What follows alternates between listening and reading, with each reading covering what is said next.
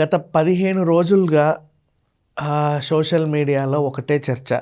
First start చేసింది దండోరా. దండోరాలో శివాజీ గారు ఒక యాంకర్ని చూసి, అబ్బా ఎంత పద్ధతిగా ఉన్నావమ్మా నువ్వు చీరకట్టులో, ఆవిడ్ని మెచ్చుకున్నాడు, బాగానే ఉంది. తర్వాత ఆడవాళ్ళను ఉద్దేశించి బట్టల గురించి కామెంట్ చేయడం. ఆ కామెంట్కి అనసూయ గారు, ప్రకాష్ రాజ్ గారు అండ్ చిన్మయి, నాగబాబు గారు ఇంకా బోల్డంతమంది స్పందించడం. ఆ స్పందన కాస్త చిలికి చిలికి గాలివానలా తయారవ్వడం. లాస్ట్ నాన్వేషణ, ఏజూడు, గరికపాటి గారు, చాకంటి గారు, అంటే బోల్డంతమంది ఈ స్క్రిప్ట్లో క్యారెక్టర్స్గా చేరారనమాట.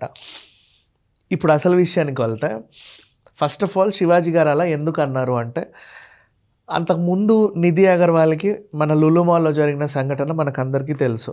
ఇది పక్కన పెడితే నేను పర్సనల్గా ఒకటి చెప్తా. ఫ్రీక్వెంట్గా నేను గోవా వెళ్ళినప్పుడు ఒకసారి, అంటే అక్కడ చిన్న చిన్న బట్టలు వేసుకుంటారు, అదొక ఫ్యాషన్, ఎవరిష్టం వాళ్ళది. ఒక అమ్మాయి సన్నని స్ట్రిప్స్తో ఒక సింగిల్ పీస్ గౌన్ వేసుకొని వచ్చింది. అది కొంచెం పొడవు ఉంది.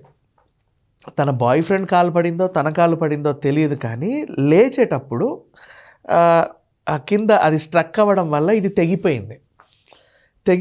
అఫ్కోర్స్ అక్కడ ఉన్న వాళ్ళందరూ కొంచెం, అంటే టూరిస్టులు పద్ధతి గల వాళ్ళే ఉన్నారు కాబట్టి ఇట్స్ ఓకే. అది ఒక యాక్సిడెంటల్ సిట్యువేషన్ లాగా దాన్ని చూసారే తప్పితే అసహ్యంగా ఎవరు చూడలే. ఆ అమ్మాయికి హెల్ప్ కూడా చేశారు. అంటే ఎందుకు ఈ సిట్యువేషన్ చెప్పామంటే, క్రౌడీ ప్లేసెస్లో కానీ ఎక్కడన్నా, ఇప్పుడు బీచ్ దగ్గర ఏముంది, ఆ ఇసుకలో టేబుల్ సిస్టమ్ ఉన్నట్టుగా వేసేస్తారు. వాడికి ఎన్ని టేబుల్స్ అంటే అన్ని తోసేయాలి. క్రౌడ్ ఎక్కువ ఉంటుంది కాబట్టి న్యూ ఇయర్ క్రౌడ్ ఏదో అలా గడిచిపోయింది.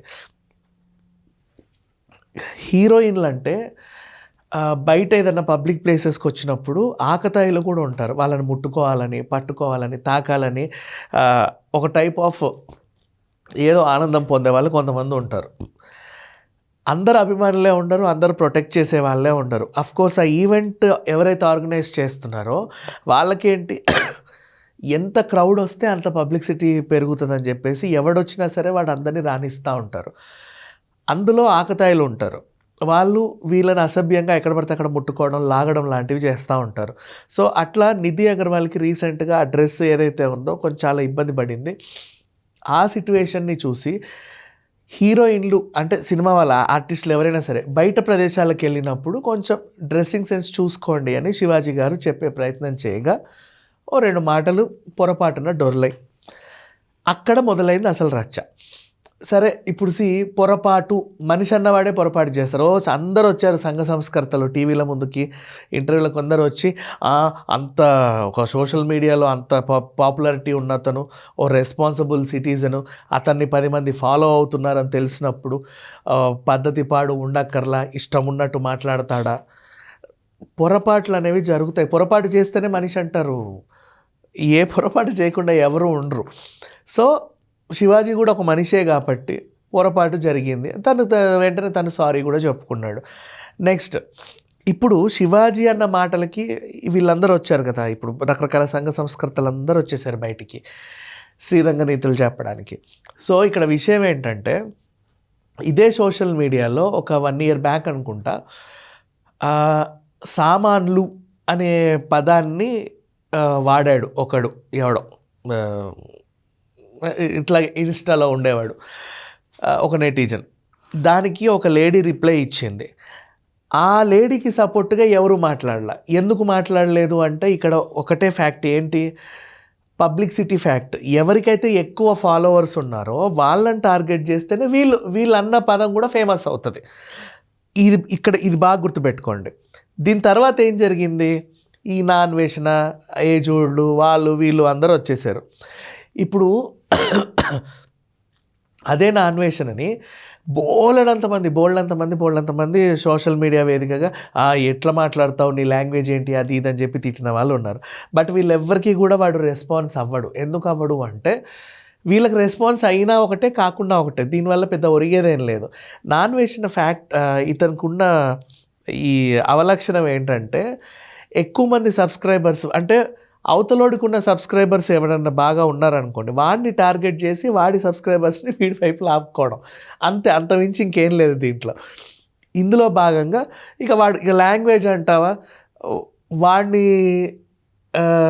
ఇంకా చిచి వాడి గురించి మాట్లాడుకోవడం కూడా దండగేళ్ళాను. వాడిని ఇంక నాకు పోల్చడానికి కూడా పోలికలు రావట్లా. అంటే వీడితో పోల్చడానికి పోలికలు కూడా లేనంత నీచమైన వ్యక్తి వీడైతే చెప్పాలి అంటే. డిఫరెంట్ కంట్రీస్కి వెళ్ళి అక్కడ ఏదైతే అసహ్యంగా నీచంగా ఉంటుందో వాటిని మాత్రమే కవర్ చేసుకుంటూ సోషల్ మీడియాలో అప్లోడ్ చేస్తాడు. ఇలాంటి కంటెంట్ ఇష్టపడే వాళ్ళందరూ వీడిని ఫాలో అవుతారు యాక్చువల్గా చెప్పాలంటే. అంటే ఇప్పుడు మీకు అర్థమై ఉంటుంది, వీడి ఫాలోవర్స్ వీడికంటే ఇంకా నీచం. ఇంకా చెప్పాలి అంటే వీళ్ళకి కావాల్సింది ఇదే కంటెంట్.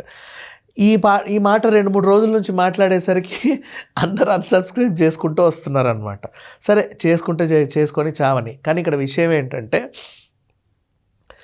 ఏది సోషల్ మీడియాలో పాపులర్ అయితే ఇట్లాంటి వాళ్ళు దాన్ని అడ్రస్ చేసుకొని సబ్స్క్రైబర్స్ని పెంచుకోవడం, అంటే అతను ఒక న్యూస్ అవ్వడం, తను ఒక న్యూస్ ఐటమ్ అవ్వడం వీళ్ళకి ఇష్టం. అంటే అట్లా లైమ్ లైట్లో అంటే అట్లా ఎప్పుడు నానుతూ ఉండాలన్నమాట జనాల నోట్లలో వీడు అనే ఒక ఐడెంటిటీ రావడానికి. ఇట్లా తాపత్రయపడే వాళ్ళు చాలామంది ఉంటారు. సో ఈ సిట్యువేషన్ని ఇంతటితో ఆపేస్తే బెటర్. ఎందుకంటే వీడిని టార్గెట్ చేసిన కొద్దీ వీడు రెచ్చిపోతూనే ఉన్నాడు. మొన్నేమో కల్లోకి దేవుడు వచ్చాడని చెప్పేసి మళ్ళీ ఏదో మాట్లాడాడు, నిన్న ఇంకొకటి, అండ్ ఆ తర్వాత ఏంటి ఇప్పుడు ఏదో ట్రేడింగ్గా something I don't know, stock మార్కెట్లో ఇన్వెస్ట్ చేయండి అని చెప్పేసి ఇంకేదో వీడియో పెట్టడం. తర్వాత వీడిని టార్గెట్ చేసే వాళ్ళందరినీ అంటే ఎవరెవరైతే ఎక్కువ ఫాలోవర్స్ ఉన్నారో వాళ్ళని మాత్రమే ఐడెంటిఫై చేసుకుంటూ వాళ్ళకి కౌంటర్లు ఇవ్వడం. ఇట్లా సాగుతూ ఉంది. మనం ఇంకా దీని గురించి మాట్లాడుతూ ఉండే అనవసరంగా వాడిని మనం పోషించడమే తప్పితే, అంటే పోషించడం ఇన్ సెన్స్ వాడికి ఏదో పెట్టడం అని కాదు, లైమ్ లైట్లో తీసుకురావడం తప్పితే, వీడు ఒక న్యూస్ అని మాట్లాడుకోవడం తప్పితే బోల్డన్ ఉన్నాయి బయట మాట్లాడుకోవడానికి. మొన్న ఎస్సీ ఎస్టీ హాస్టల్లో పిల్లలకి వార్డెన్కి ఏదో గొడవ అయింది, దాని గురించి మాట్లాడిన వాడు లేడు. భోజనాలు వికటించేసి ఫుడ్ పాయిజన్ అవుతున్నాయి, వాటి గురించి మాట్లాడిన వాడు లేడు. ఇంకా బోల్డన్ ఉన్నాయి అంశాలు.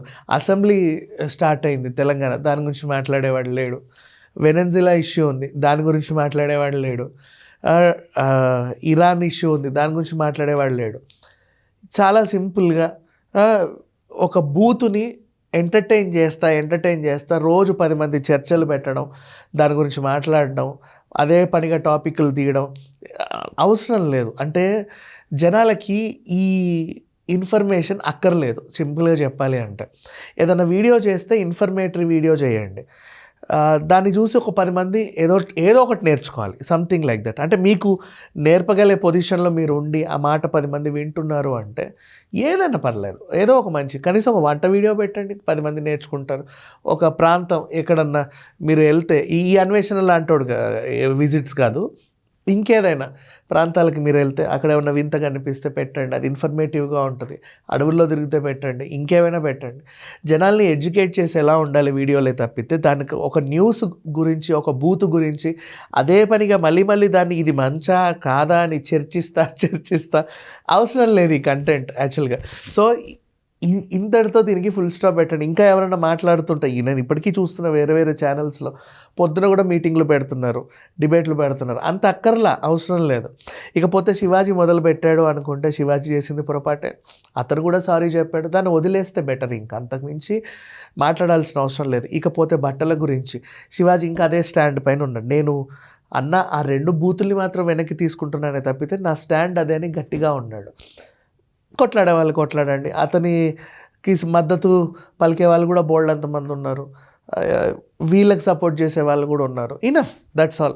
ఒక ఇష్యూ స్టార్ట్ అయింది, మళ్ళీ ఒక కొత్త ఇష్యూ దొరికేంత వరకు దీన్నే నానిస్తా తీసుకెళ్ళడం అంత అవసరం లేదు అనేది నా ఫీలింగ్, అంతే. అండ్ ఇంతటితో ఈ దరిద్రాలన్నిటికీ ఫుల్ స్టాప్ పెట్టి అన్వేషణ గురించి మాట్లాడుకోవడమే వేస్ట్. వాడొక వేస్ట్, వాడి గురించి మాట్లాడడం కూడా వేస్ట్. సో ఆపేయండి. థాయిలాండ్లో ఉన్నాడంట సజ్జనార్ గారు, థాయిలాండ్ వెళ్తున్నారు, అన్వేషణ పట్టుకొస్తారు, వాడిని ఎన్కౌంటర్ చేస్తాడు, వాడు ఆత్మహత్య చేసుకుంటారు. ఎందుకు ఈ పెంట అంతా? వాడి గురించి మాట్లాడుకుంటే మీకేం వస్తుంది, మనకేం వస్తుంది, నాకేం వస్తుంది? అవసరం లేదు కంటెంట్ ఇది. Thank you so much.